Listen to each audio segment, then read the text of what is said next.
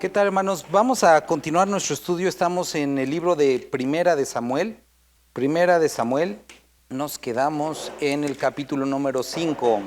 Primera de Samuel. Hoy vamos a estar leyendo a partir del capítulo 5, versículo 1.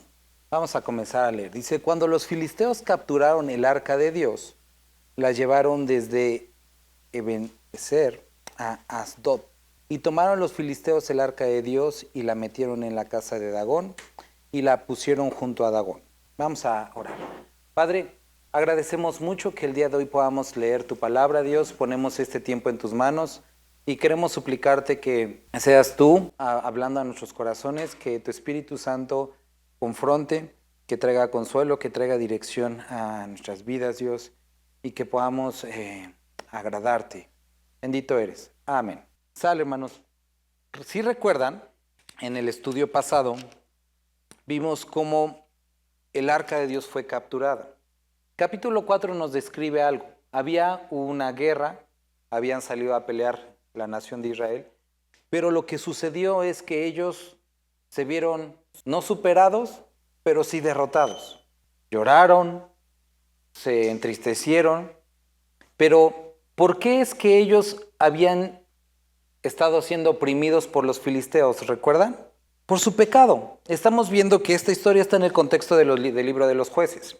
Jueces nos describe el ciclo de pecado del pueblo de Israel y es una imagen de nuestra vida cuando podemos caminar llenos de las bendiciones de Dios, es lo que describe esta tierra prometida, pero por nuestro pecado primero estamos bien con Dios, cedemos al pecado, después el pecado los esclavizaba. Lo que seguía después es que experimentaban las consecuencias del pecado y después de experimentar las consecuencias clamaban a Dios por un libertador. Dios les da un libertador, se arreglaban las cosas con Dios y otra vez volvían a las mismas. Estaban en este momento experimentando las consecuencias de su pecado. Ahora, ¿qué es lo que tenían que hacer? Era sencillo, era arrepentirse delante de Dios. Pero en lugar de arrepentirse, lo que ellos hicieron fue: tenemos una idea. Vamos a traer el arca de Dios y estando aquí el arca de Dios, no puede ser que Dios pues no nos ayude. Entonces traen el arca de Dios, vemos que el sacerdote Elí estaba todo nervioso a la puerta y escucha la mala noticia que el arca de Dios fue capturada, sus 2 hijos fueron muertos y hubo gran mortandad entre el pueblo. Así nos quedamos la vez pasada. Estuvimos hablando de esto y quiero recuperar esta idea. Lo que estuvimos describiendo y lo que estuvimos viendo es a un grupo de personas que, necesitando la ayuda de Dios, necesitando algo de Dios, lo que ellos hicieron fue poner su esperanza en el arca, pero no quien representaba el arca, que era Dios.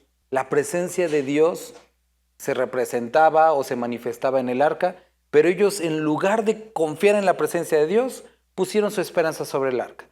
Y hablábamos que muchas personas ponen su esperanza sobre métodos, sobre programas, sobre filosofías, sobre ideales, pero no lo ponen sobre Dios. Afortunadamente, y digo, y creo, y espero que sea así, muchos de los que ya tienen tiempo con nosotros aquí vuelvo a decirlo, los que nacieron en esta iglesia o conocieron a Cristo y de cero están en esta iglesia, una de las cosas que hemos hecho es estudiar la palabra verso a verso durante todos estos años. Y a lo mejor para ustedes podría ser obvio decir, bueno, sí, es que hay que confiar en Dios. Pero los que vienen de otros lugares o los que vienen de religiones entenderán que muchas veces eso fue uno de los grandes errores de su vida. Poner su esperanza en pastores, poner su esperanza en iglesias, poner su esperanza en métodos, poner su esperanza en si yo ayudo en este ministerio, porque ponemos nuestra esperanza en las formas antes que Dios. Y entonces eso es lo que vimos en el capítulo 5. El arca es llevada, podríamos decir cautiva, aunque no era así, fue llevada a la tierra de los filisteos. Versículo 1 del capítulo 5 nos dice que fue llevada a Asdod, que era una de las ciudades de los filisteos. Y tomaron los filisteos el arca de Dios y la metieron en la casa de Dagón.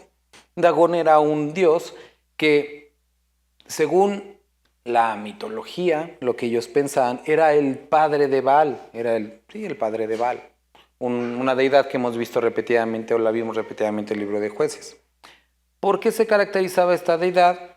Porque tenía el cuerpo de humano, como que de aquí para arriba de humano y de ahí para abajo de pez, ¿sale? Algo así como un sirenito, un sireno, ¿sale? Algo parecido. Ellos lo vimos también cuando estuvimos en el libro de Jueces, había personas que tenían esta costumbre de tener casa de dioses y los filisteos metieron esos dioses a su casa de dioses, donde estaba su dios Dagón, y bajo la concepción que ellos tenían esto, de alguna forma les iba a dar más poder, más fuerza. Entre más dioses tuviéramos, más fuerza íbamos a tener. Con lo que no contaban es que a la mañana siguiente, en el versículo 4, su dios, Dagón, se había caído y estaba postrado delante del arca de Jehová. Versículo 3, la primera ocasión. ¿Qué hicieron? Bueno, a lo mejor se cayó, se resbaló, lo volvieron a levantar y llegaron al siguiente día. Versículo 4, a la mañana siguiente, aquí que Dagón había caído postrado en tierra delante del arca de Jehová. Pero en esta ocasión, la cabeza, las dos palmas, estaban cortadas sobre el umbral, habiéndole quedado a Dagón el tronco solamente. Entonces, cuando nosotros, no sé cómo se lo imaginen, pero no necesitan imaginarse, pueden buscarlo en internet, pero si nosotros vemos esta figura con cuerpo de hombre y de abajo de pez, pero está cortado, sin brazos, sin cabeza, pues es como que ya una imagen muy poco reconocible, es como un tórax con cola, ¿no? ¿Cuál debería de haber sido lo normal para cualquier persona? Lo normal. Nuestro Dios un día se cae y se postra delante de ese Dios. Sigue otro día, se vuelve a caer, pero ahora ya no tiene brazos ni nada. Lo normal hubiera sido, bueno, si nuestro Dios se postra delante de ese Dios, lo normal sería pensar, ese Dios es más poderoso. Vamos a rendirnos al verdadero Dios. Pero ¿qué fue lo que hicieron ellos?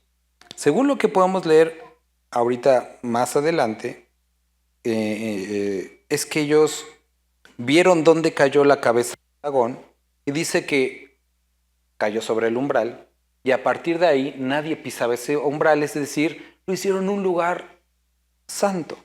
O sea, a su idolatría sumaron otra idolatría, medio raro. No solamente eso, sino ellos decidieron seguir poniendo su esperanza sobre un Dios que no podía levantarse. Y qué absurdo es cuando ponemos nuestra esperanza sobre algo que no puede levantarse por sí mismo. Eso eran los filisteos. No solamente eso, sino que a la mañana, siguiente, cuando estuvo todo esto cortado, versículo 5 es el que les decía lo que no pisaban el umbral. Versículo 6, se agravó la mano de Jehová sobre los de Asdod y los destruyó y los hirió con tumores en Asdod y en todo su territorio. Ahora, esta palabra es bastante generosa con los de Asdod, pero la palabra original o la podemos encontrar como hemorroides. Entonces, era bastante doloroso, ¿no? Si ellos no decidían ponerse de pie delante del Señor, tampoco se iban a poder sentar. Por esto dice que los hirió y ellos viendo esto dijeron, no queremos que nos venga este mal, vamos a arrepentirnos y vamos a someternos a Dios. No, le aventaron el problema a la ciudad siguiente, que fue la ciudad de Gad.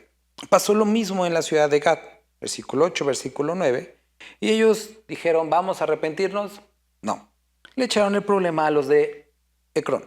Entonces, cuando el arca del Señor vino a Ecrón, versículo 10, los ecronitos dieron voces diciendo, ha pasado a nosotros el arca del Dios de Israel para matarnos a nosotros y a nuestro pueblo. Y enviaron y reunieron a todos los príncipes de los filisteos diciendo, enviad el arca de Dios de Israel y vuélvase a su lugar y no nos mate a nosotros ni a nuestro pueblo, porque había consternación de muerte en toda la ciudad y la mano de Dios se había agravado allí. Estaba hace un par de semanas hablando con una persona que no es creyente acerca de los gobiernos. Estábamos platicando acerca de todas estas cosas que están sucediendo en Estados Unidos, que está sucediendo aquí. Y él me decía, es que los gobernantes son tontos. Bueno, usó otra palabra. Y le dije, ¿en serio crees que son tontos? Y dice, sí, mira lo que están haciendo, mira lo que está pasando en la economía. Le dije, ¿en serio crees que son tontos? Y me dice, sí. Le digo, no, son malvados. Y empezamos a hablar acerca de esto y después él está muy metido en la política y me empezó a hablar acerca de cómo robaban esto, cómo robaban esto. Y le dije, después de todo lo que me acabas de decir, ¿en serio crees que son tontos? Y dice, bueno, es que están detrás de un beneficio. Por supuesto, las personas no son tontas, los gobernantes no son tontos, son malvados. Porque si fueran tontos no habrían llegado hasta donde están. El asunto es la maldad que hay detrás de esto. Ahora, vas a decir, ¿qué tiene que ver con lo que estamos viendo? Cuando nosotros vemos a una persona que adora a un pez y que el pez se rompe, dirás, ay, qué tonto, ¿por qué sigue adorando a ese pez? No son tontos. Ellos entienden cuál es el conflicto. El asunto es que tienen un asunto de conveniencia. ¿Qué es lo que sucedía con los dioses como Dagón o como Baal? La adoración a Baal, la adoración a Dagón, implicaba grandes rituales de inmoralidad que los permitían y que eran parte de su adoración. Y eso seduce a los seres humanos. Y a pesar de que para ellos pudiera parecer raro adorar a un pez que se había roto, ese pez que se había roto les daba permiso de vivir como ellos querían. No es que fueran tontos, es que tenían una conveniencia. Y este es el asunto que nosotros vemos aquí. A pesar de ver a ese Dios derrotado, a ese ídolo derrotado, y decir, si nuestro ídolo ha sido derrotado por el verdadero Dios, lo normal sería someternos al verdadero Dios. No, saquemos al verdadero Dios y quedámonos con el pez roto. No es que sean tontos. Ellos entendían que si se sometían al verdadero Dios, el verdadero Dios iba a pedir de ellos algo. Y quiero que pienses el día de hoy con áreas en tu vida, o vamos a mejor echarle la bolita primero a los demás. Nosotros vemos en nuestra sociedad a personas aferradas a doctrinas y filosofías que tienen que ver con esta ideología de género, con el aborto, con tantas cosas. Si tenemos una plática con calma, ellos no lo creen verdaderamente. Yo he hablado con personas y llega el punto en el que se enojan, lo defienden, pero no lo creen. Pero esta posición les es conveniente porque les permite vivir como ellos quieren. No son tontos. Las personas no creen que algo pueda hacer otra cosa. Las personas no creen que la nada que el algo vino de la nada. Simplemente les es conveniente. Y por eso rinden su vida a eso que les es conveniente. Ahora sí que le echamos la bolita a otros, vamos hacia nosotros mismos. Con las mentiras que te dice el enemigo, con tus pecados, con tus luchas, muchas veces llegas a rendirte a esas áreas. ¿Por qué? Porque es más fácil. Es más fácil estar rendido a esas cosas que enfrentar la responsabilidad o enfrentar lo que Dios te está pidiendo. Es más fácil estar de esa forma. ¿Y sabes qué, hermano? Podemos a veces querer navegar, como dice el dicho, con bandera de tonto. Pero no somos tontos. Simplemente vemos que algo nos produce mayor satisfacción.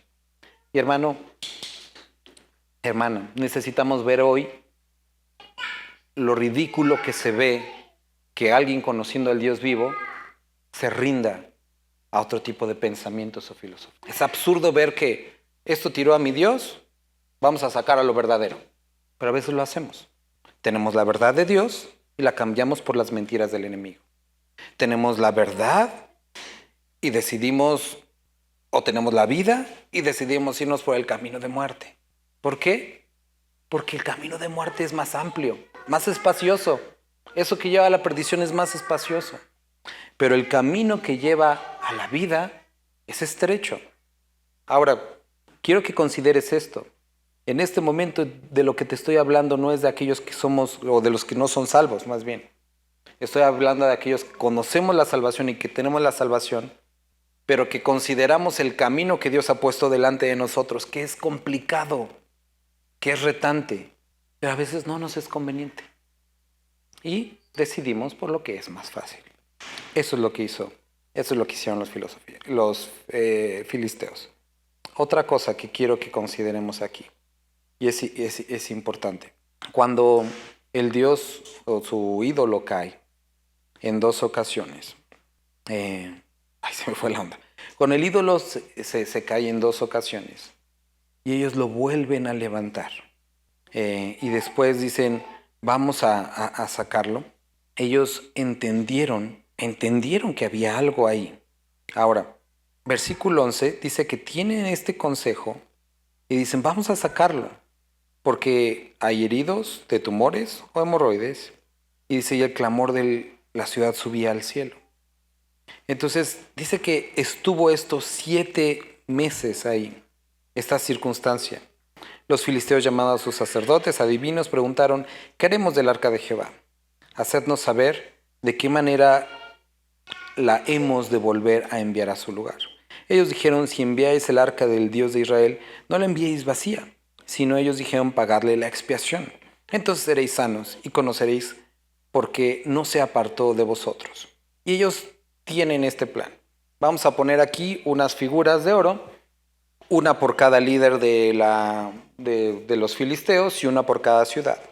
Y interesantemente, ponen los 5 tumores o los 5 figuras como de hemorroides, lo cual era bastante desagradable, de oro, pero también los ratones. Y que nosotros podemos decir, ¿por qué los ratones?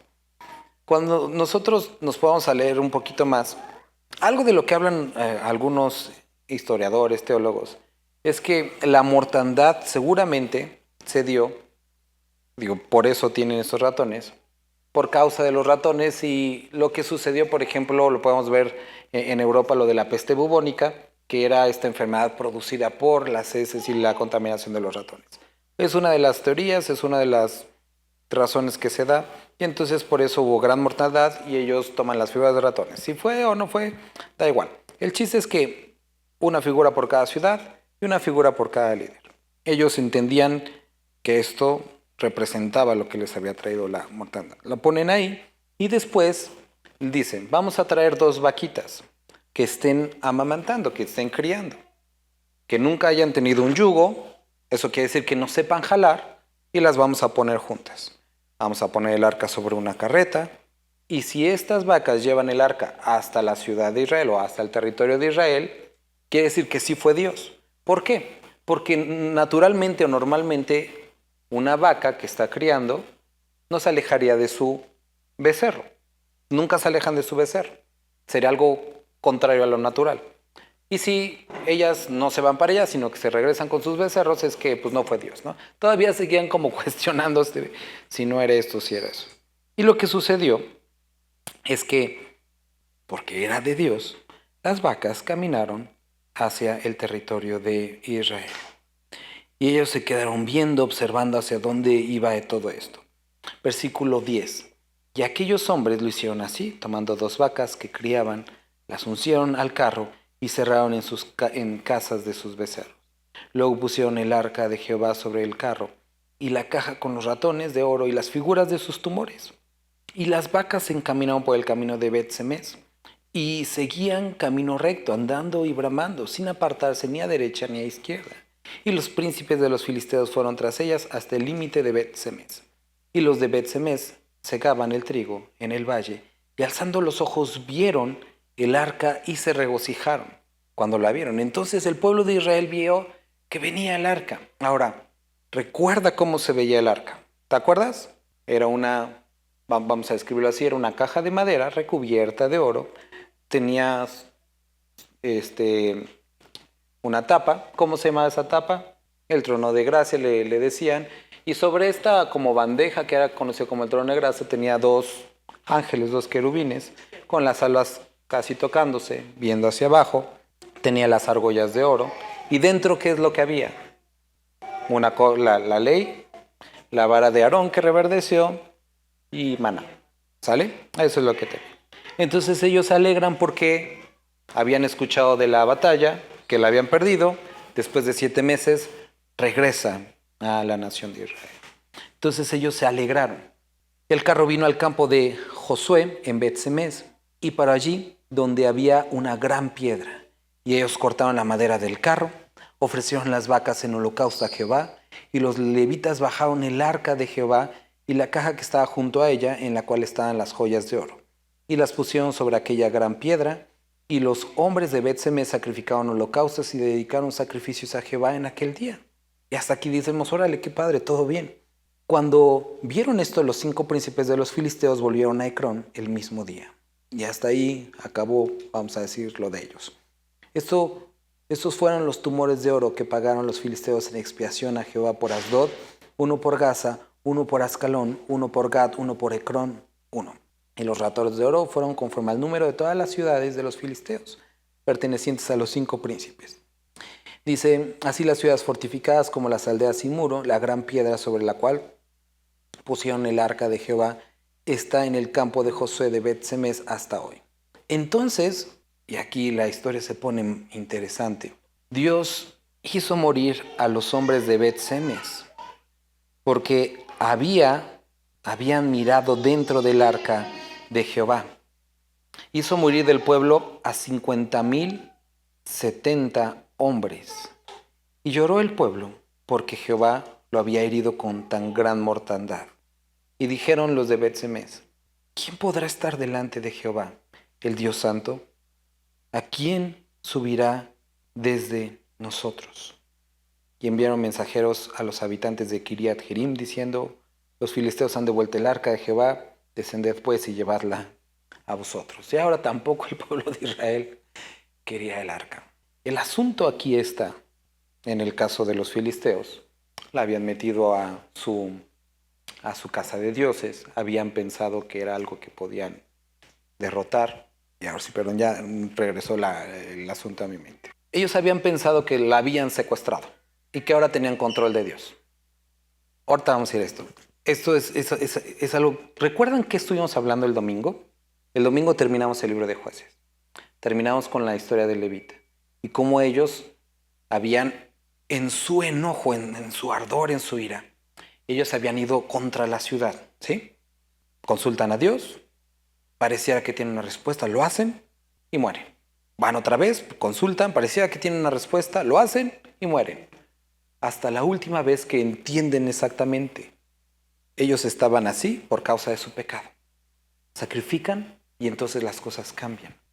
Ahora, cuando nosotros empezamos el libro de Samuel, en el capítulo pasado, ellos están igual experimentando consecuencias y el arca fue tomada.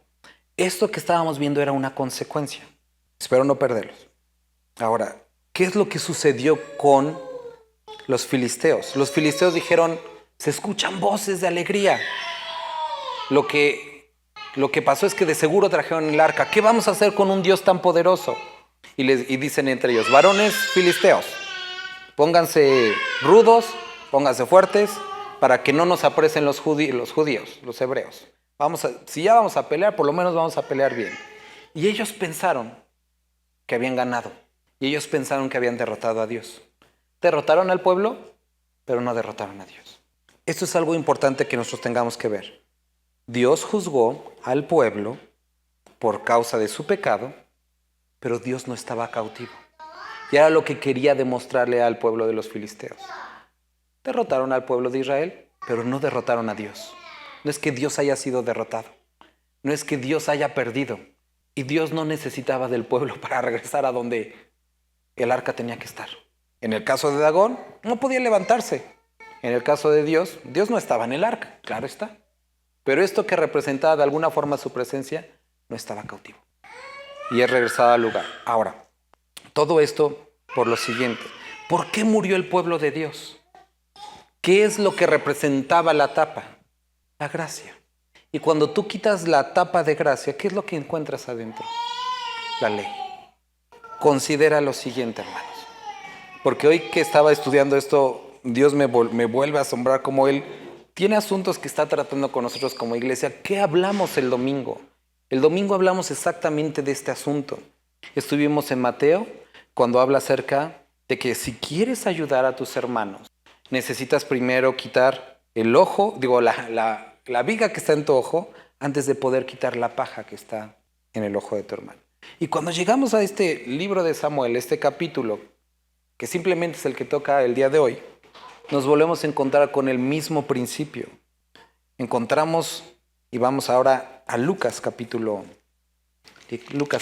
7. Perdón, hermanos, Lucas 6. No juzguéis, 37, y no seréis juzgados. No condenéis, y no seréis condenados. Perdonad, y seréis perdonados. Dad, y se os dará. Medida buena, apretada, remecida y rebosado. Darán en vuestro regazo, porque con la misma medida que medís, os volverán a medir. Y les decía una parábola. ¿Acaso puede un ciego guiar a otro ciego? ¿No caerán ambos en el hoyo? El discípulo no es superior a su maestro, mas todo el que fuere perfeccionado será como su maestro. Porque miras la paja que está en el ojo de tu hermano, y no echas de ver la viga que está en tu propio ojo. ¿O cómo puedes decir a tu hermano, hermano, déjame sacar la paja que está en tu ojo, no mirando tú la viga que está en el ojo tuyo?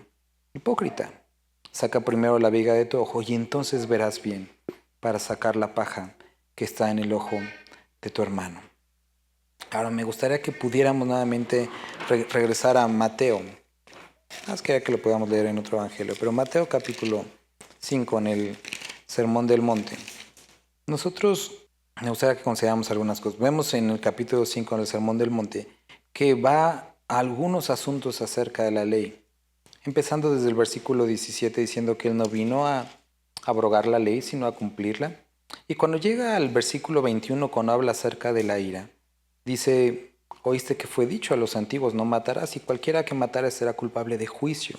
Pero yo os digo que cualquiera que se enoje contra su hermano será culpable de juicio, y cualquiera que diga necio a su hermano será culpable ante el concilio, y cualquiera que le diga fato quedará expuesto al infierno de fuego. Y cuando estuvimos leyendo esto, también estuvimos en esa ocasión, estuvimos en paralelo en el libro de Éxodo, estábamos en los mandamientos. Veíamos cómo a lo que se refería es esta condición en la que no hay posibilidad para el creyente de poder tener una condición de juicio hacia su hermano y poder después hablar acerca del amor y hablar del evangelio, porque en tu corazón has determinado que tu hermano no tiene solución, ¿no? Ahora, empieza a explicar aquí Jesús todo el impacto espiritual que tiene la ley, los mandamientos, y cómo el cumplimiento no es el externo, sino el interno.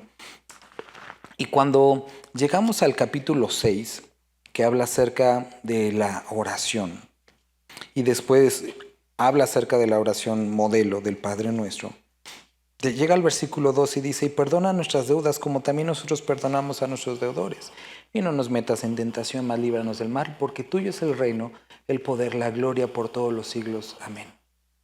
Y después de describir todo esto de la oración, Jesús vuelve a regresar a amplificar o a explicar algo acerca de la oración modelo, pero se enfoca en un único principio. Versículo 14. Porque si perdonáis a los hombres sus ofensas, os perdonará también a vosotros vuestro Padre Celestial. Mas si no perdonáis a los hombres sus ofensas, tampoco vuestro Padre os perdonará vuestras ofensas. Es una porción que en ocasiones pasadas estuvimos y explicamos. Es importante leer todo el contexto, pero hoy me gustaría regresar a esto, al asunto que nosotros veíamos. Y no lo pierdan y vamos a regresar a 1 Samuel. ¿Qué es lo que nosotros vemos descrito en esta acción? Nosotros vemos descrito este acto a través del cual ellos, para ver si estaba la ley adentro, si no se habían volado algo, por mera curiosidad, quitan la tapa de gracia y entonces se encuentran con la muerte. Y quiero que podamos considerar por un momento lo que sucedió con el rey David. El rey David, después de haber adulterado, asesinado, viene el profeta y lo confronta con esta historia acerca de unos corderitos, y él lo que dice es, ese hombre que robó debe morir. Y entonces el profeta le dice, ese hombre eres tú. Sucede todo esto, que su hijo muere, y cuando nosotros vamos a los Salmos, podemos leer que David dice, Dios, regrésame el gozo de tu salvación. Había llegado a este momento en el que esto que él había experimentado, lo había llevado a experimentar tristeza. Sé que hemos visto varios capítulos, pero quiero que consideres lo siguiente. Primero vemos al rey David emitiendo un juicio sobre esta persona, y esta persona era él. Hizo a un lado la gracia y entonces encontró la ley. Y la ley decía, sí, debe de morir por lo que hizo. Ahora, nosotros leemos aquí en el Nuevo Testamento Jesús hablando de un asunto similar, que lo que sucede con nosotros cuando apartamos la gracia y encontramos la ley, encontramos muerte. Y cuando nosotros somos duros hacia los demás, nos impide lidiar con nuestros propios pecados, lidiar con nuestras propias ofensas, porque únicamente encontramos la ley acusando y señalando lo que es obvio, condena de muerte. Y eso nos lleva a vivir una vida apartada de gozo, apartada de lo que Dios puede hacer. Porque cuando somos tan duros para señalar únicamente desde una posición juiciosa lo que está mal en la vida de los hermanos, sin llevarlos a la posibilidad de la restauración, a la posibilidad del arrepentimiento. Y una cita más que quiero que consideremos cuando Pablo habla acerca de vosotros que sois espirituales, si encuentran unos hermanos en pecado, restauradle, pero con espíritu de mansedumbre. Y necesitamos ver lo siguiente. El pueblo de Dios en este lugar había pecado. Y tanto su pecado era grave como era el pecado de los filisteos. La diferencia es que ellos eran hijos de Dios. Pero Dios utilizó a los filisteos para traer juicio a su pueblo. Pero sin olvidar la promesa que él había dicho al pueblo. A los que te bendijeren, bendeciré. Y a los que te maldijeren, maldeciré. Entonces Dios trae esa maldición sobre los filisteos para recordarles, este es mi pueblo. Y a pesar de que yo los usé para traer juicio a mi pueblo, yo soy fiel a mis promesas. Lo mismo sucedió con los asirios, lo mismo pasó con los de Mesopotamia, lo mismo, con los asirios, con los persas, los medopersas. Dios trajo juicio sobre la nación de Israel, pero Dios no olvidó a la nación de Israel. Con la vara que midieron, ellos fueron medidos. Usaron espada y con espada fueron medidos también. Sé que hemos visto muchos versículos, pero hermanos, necesitamos considerar lo siguiente. Estamos viendo un periodo en el que el pueblo de Israel está experimentando las consecuencias de sus actos. Ellos vieron el arca, vieron la presencia de Dios y se alegraron, pero cometieron un error que muchos cometemos, hacer a un lado la gracia, y nos vamos a encontrar con la ley. ¿Qué es lo que necesitamos hacer? Volver un poco atrás y ver el otro error. Sustituyeron la presencia de Dios con un método, con una religión. Lo que el creyente necesita para volver el gozo de su salvación es a Cristo. Es la llenura del Espíritu Santo. No es la religión, no es la asistencia, no es un método. No es decir, es que no me siento bien, entonces necesito hacer 3 devocionales. Necesito completar mis lecturas de hoy. Necesitas comunión con Cristo, pero no leer es comunión, no necesariamente, porque hay muchas personas que leen, pero no tienen comunión. Hay personas que oran, pero que no tienen comunión. Hay personas que cantan como que cantamos el día de hoy, pero no tienen comunión. ¿Por qué? Porque podemos convertir esto en solamente un acto religioso. ¿Qué es lo que necesitamos hacer? Entender lo que Pablo dijo acerca de la ley, lo que Jesucristo dijo de la ley, que la ley es buena si se usa legítimamente. ¿Y cómo es? Señalar el pecado. Pero después entender que aquello que puede cubrir nuestras faltas permanentemente y acercarnos al Padre es el sacrificio de Cristo. Necesitamos el sacrificio de Cristo. Necesitamos a su Espíritu Santo para acercarnos al Padre.